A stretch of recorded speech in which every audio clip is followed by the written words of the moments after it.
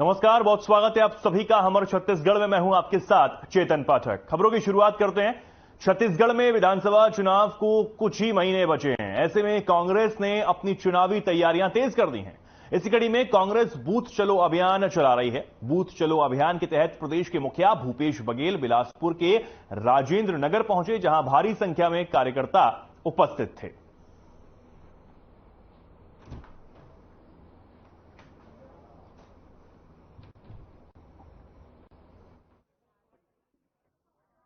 और booth committee की बैठक ली है। आज उसी उद्देश्य से आज हमारे ब्लॉक में एक थे माननीय मुख्यमंत्री भूपेश बघेल जी का आह्वान हुआ था और उन्होंने के माध्यम से जितने भी यहाँ के बूथ के पदाधिकारी, सेक्टर के पदाधिकारी और बूथ कमेटी के जितने साथी आए थे सभी की जानकारी ली गई।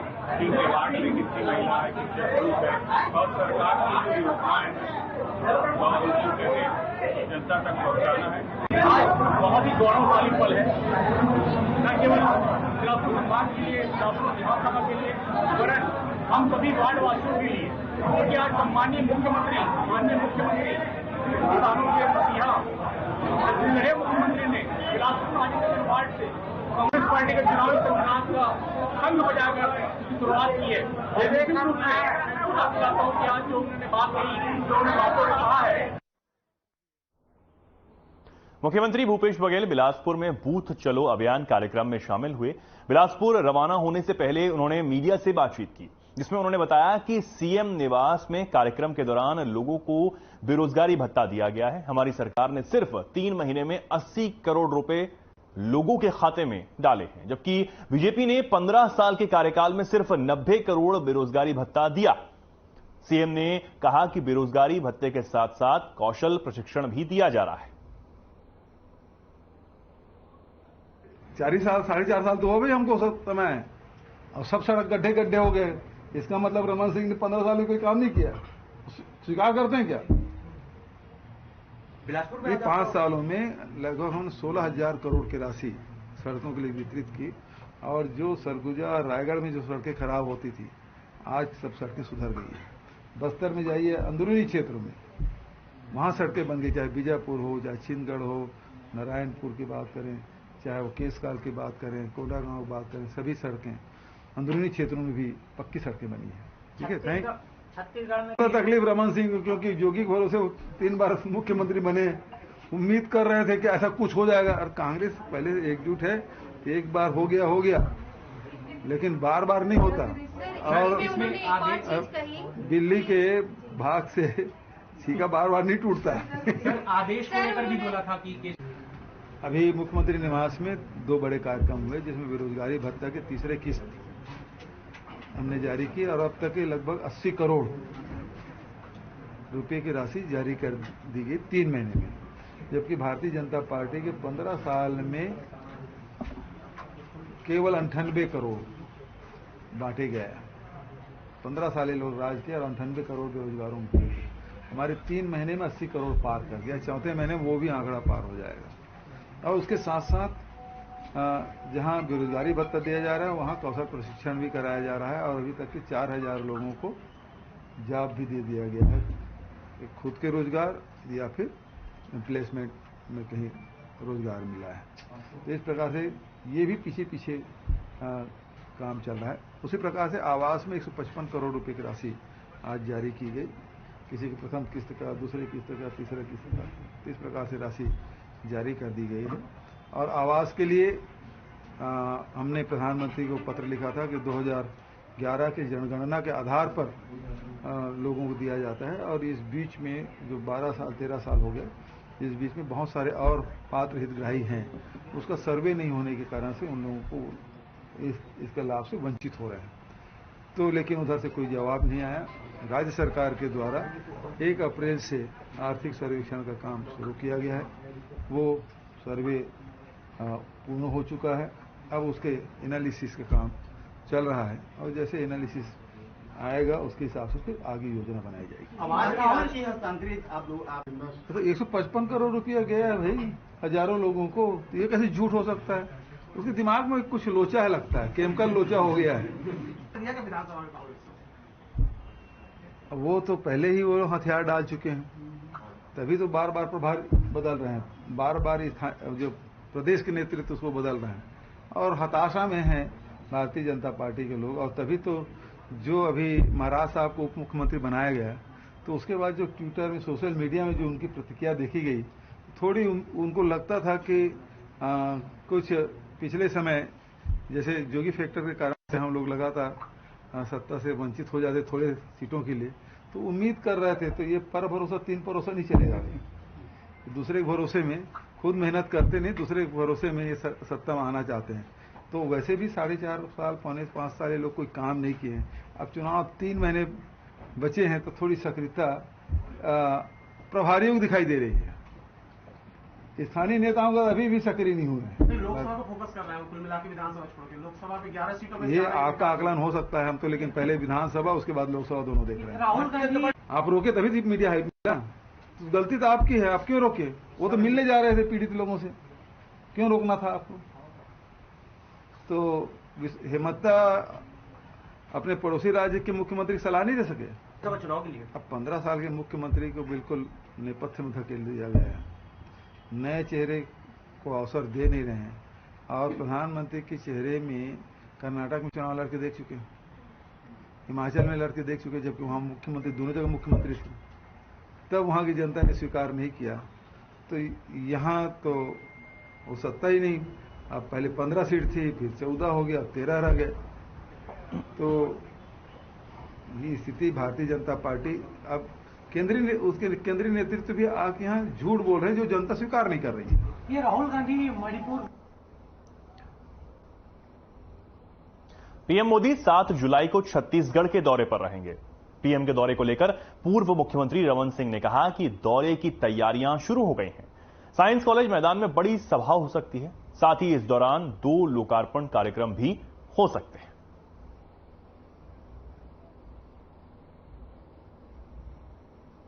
कार्यक्रम आया है जिसकी तैयारी में हम लोग लगे हैं। 7 तारीख को कार्यक्रम आया है जिसकी तैयारी में हम लोग लगे हैं। 7 तारीख को उनका कार्यक्रम होगा सुबह 10, सवा 10 बजे। कार्यक्रम आया है जिसकी तैयारी में हम लोग लगे हैं। 7 तारीख को उनका कार्यक्रम होगा सुबह 10, सवा 10 बजे। कार्यक्रम आया है जिसकी तैयारी में हम लोग लगे हैं। 7 तारीख को उनका कार्यक्रम होगा सुबह 10, सवा 10 बजे। कार्यक्रम आया है जिस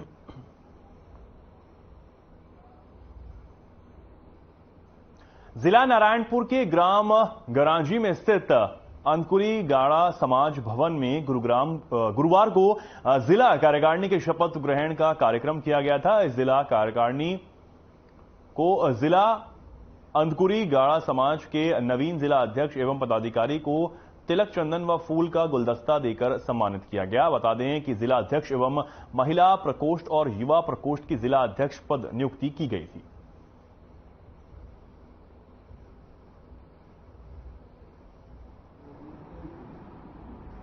मेरा नाम बजारूराम सोरी है। नवनियुक्त अंकुरी गांडा समाज जिला नारायणपुर का अध्यक्ष नियुक्त किया गया। समाज की उन्नति, समाज में संस्कृति, पूर्वजों से हमारा जो समाज बनाया गया है उसको बरकरार रखने के लिए समाज में काम करेंगे। गठन करके उनको उनकी उन्नति, उनकी शैक्षिक योग्यता, उनको बेरोजगार है तो उनको रोजगार, उनको व्यवसाय क्या करना चाहिए, इसकी जानकारी जो है ना युवा प्रकोष्ठ। जुलाई में होने वाले विधानसभा सत्र में बीजेपी वर्तमान सरकार के खिलाफ अविश्वास प्रस्ताव लाएगी। बीजेपी के प्रदेश मीडिया प्रभारी अमित चिमनानी ने अविश्वास प्रस्ताव लाने का कारण सरकार की नाकामी बताया है। वहीं इस बयान पर पलटवार करते हुए अजय गंगवानी मीडिया समन्वयक ने बताया कि इससे पहले भी बीजेपी द्वारा जुलाई 2022 नेता प्रतिपक्ष धर्मलाल कौशिक के नेतृत्व में अविश्वास प्रस्ताव लाया गया था। उन्होंने 84 बिंदुओं पर अविश्वास प्रस्ताव लाया था। हमारे मुख्यमंत्री ने, हमारे प्रदेश अध्यक्ष और मंत्रियों ने पूरी दमदारी और पूरी तैयारी से जवाब दिया। तत्कालीन जो अविश्वास प्रस्ताव था उसका मतलब कुछ नहीं रहा।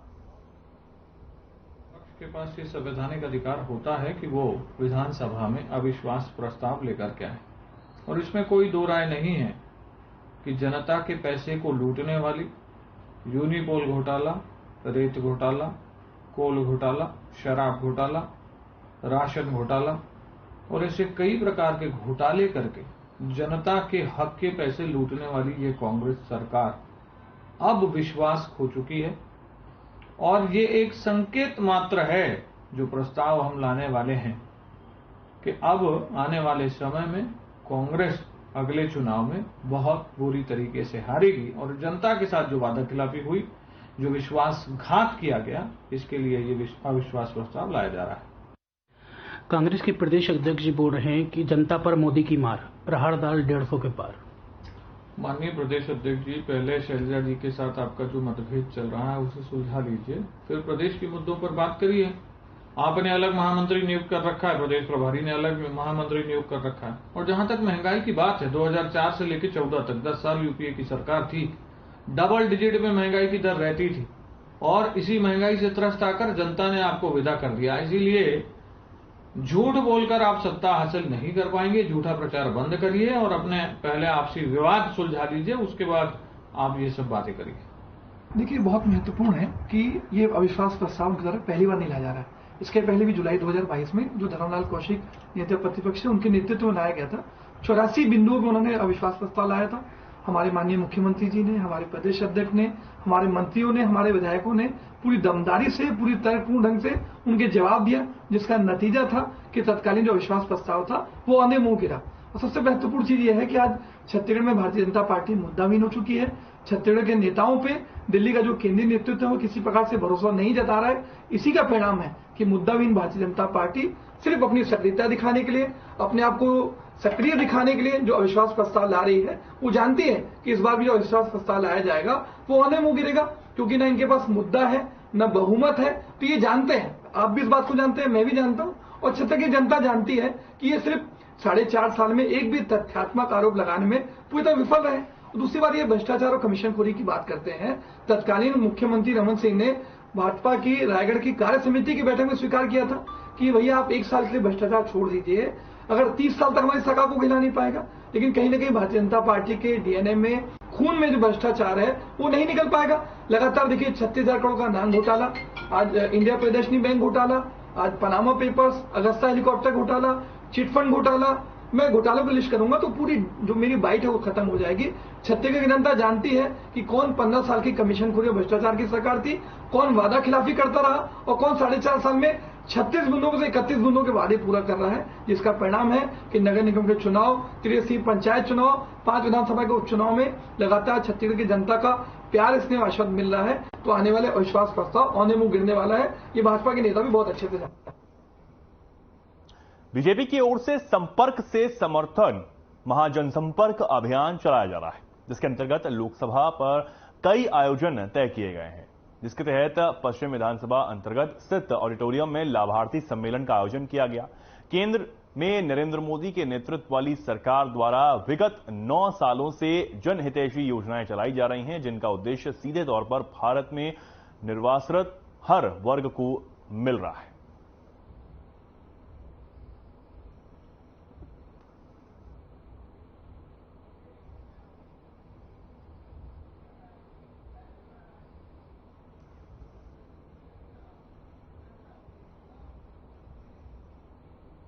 रायपुर में बेरोजगारी भत्ता योजना एवं प्रधानमंत्री आवास योजना के तहत हितग्राही राशि अंतरण कार्यक्रम का आयोजन किया गया, जिसमें सीएम भूपेश बघेल भी पहुंचे। इस दौरान उन्होंने क्या कुछ कहा, आपको सुनवाते हैं। उपस्थित युवा और खेल विभाग के मंत्री भाई उमेश पटेल जी, बहुत ही वरिष्ठ विधायक, पूर्व मंत्री आदरणीय रामपुकार सिंह जी, आदरणीय एसीएस सुब्रत जी, आदरणीय शुक्ला जी, सभी अधिकारीगण, और मैंने देखा कि वीडियो कॉन्फ्रेंसिंग से भाई अरुण वोरा जी, अनूप नाग जी, शकुंतला साहू जी, वरिष्ठ विधायक आदरणीय खेल साय सिंह जी, आदि बाबा और बहुत सारे हमारे साथी चंदन कश्यप जी, सब लोग इस वीडियो कॉन्फ्रेंसिंग के माध्यम से जुड़े हैं।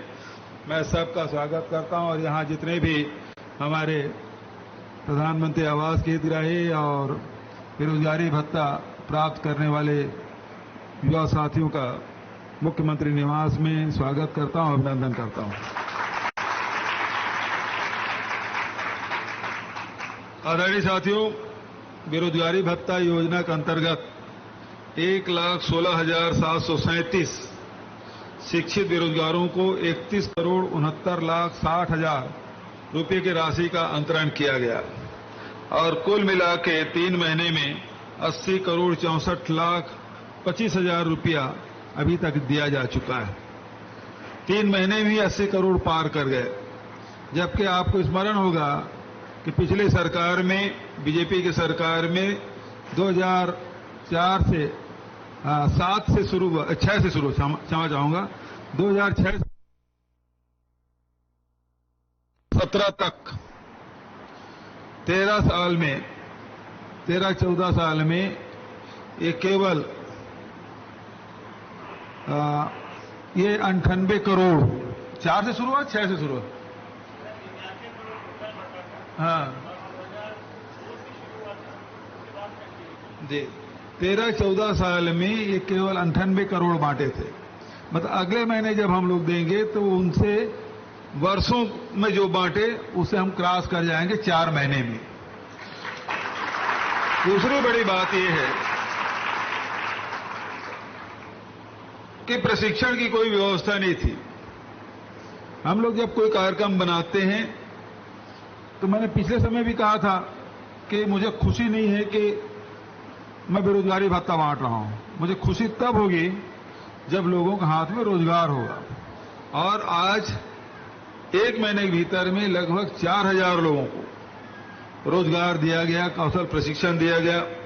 मैं अभी केसकाल विधानसभा गया था तो वहां 500 युवा युवतियों को हम लोगों ने रोजगार प्रदान किए। आज भी हुआ, वर्चुअली जुड़े सभी कलेक्टर इसको प्रदान किए। तो ये आंकड़े और बढ़ेंगे, जैसे कि शुक्ला साहब ने जो बात बताई आपको कि अभी सरकारी भर्तियां भी चल रही है, सारे लोग परीक्षा की तैयारी कर रहे हैं और उसके कारण से प्रशिक्षण में नहीं आ रहे हैं। तो निश्चित रूप से शासकीय नौकरी पहली प्राथमिकता, उसके बाद दूसरी। तो इसलिए तमाम हमारे युवा साथी उसकी तैयारी कर रहे हैं और मुझे प्रसन्नता है कि जितने भी खाली पद थे, यही की बात है कि जैसे हमको अनुमति मिलेगी, एक लड़का खैरागढ़ का था, उन्होंने कहा कि ये परीक्षाएं कब शुरू करेंगे, वैकेंसी कब निकालेंगे, और उसी दिन की बात है और दूसरे दिन सुप्रीम कोर्ट का फैसला आया और उसके बाद विज्ञापन के अंबार लग गए, भर्तियां शुरू हो गई, परीक्षा का आयोजन हो रहा है। तो अवसर हम लोग युवाओं को ज्यादा से ज्यादा देना चाहते हैं और इसीलिए एक तरफ शासकीय भर्तियां खोले हैं तो दूसरी तरफ बेरोजगारी भत्ता और तीसरी तरफ प्रशिक्षण, ताकि जिंदगी भर लोग बेरोजगार न रहें।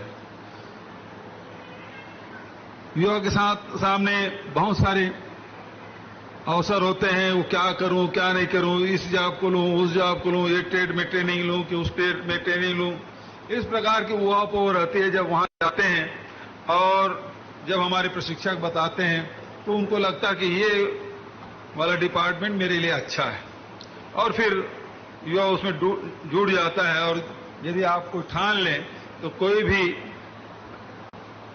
लक्ष्य है उसे हासिल करने में आपके लिए कोई बड़ी बात नहीं है। आदरणीय साथियों, कोशिश हमारी यही है कि सबको रोजगार मिले, सब खुशहाल रहे, ये हमारी प्रयास और इस दिशा में हमारी सरकार लगातार काम कर रही है। सभी युवा साथियों को बहुत बहुत बधाई, शुभकामना। उसी प्रकार से प्रधानमंत्री आवास ग्रामीण जो योजना है, उसके तहत जो प्रधानमंत्री आवास योजना के अंतर्गत कुल 11,76,147 हितग्राहियों को आवास निर्माण की स्वीकृति दी जा चुकी है और राज्य शासन द्वारा अपने अंश के राशि 5,117 करोड़ रुपए उपलब्ध भी करा दिए गए। इस प्रकार से सभी बेघर और गरीब परिवारों को पक्के आवास उपलब्ध कराने के लिए हमारी सरकार कृत संकल्पित है। आज इस योजना के अंतर्गत 151 करोड़ की राशि जारी की गई, जिसमें 22,126 हितग्राहियों को प्रथम किस्त के रूप में 55 करोड़ 12,000 और 12,455 हितग्राहियों को द्वितीय किस्त के रूप में 55 करोड़ और 7,477 हितग्राहियों की तृतीय किस्त के रूप में 31 करोड़ एवं 7,099 हितग्राहियों को चतुर्थ किस्त के रूप में 10 करोड़ रुपए की राशि जारी किया गया। अब तक कुल अनुसूचित जाति के 4,77,000, अनुसूचित जनजाति के 2,25,000 और अल्पसंख्यक वर्ग के 5,419, दिव्यांगजन 960 तथा अन्य वर्ग के 4,66,226 हितग्राहियों को आवास निर्माण की स्वीकृति दी जा चुकी है। हमारी सरकार के कार्यकाल में अब तक 3,87,915 आवास की स्वीकृति प्रदान की गई, जिन्हें प्रगति के आधार पर किस्तों की राशि सीधे हितग्राहियों के खाते में अंतरित की जा रही है। आदरणीय साथियों, ये भी मैं कहना चाहूंगा कि ये 2011 के जनगणना और आर्थिक सर्वेक्षण के आधार पर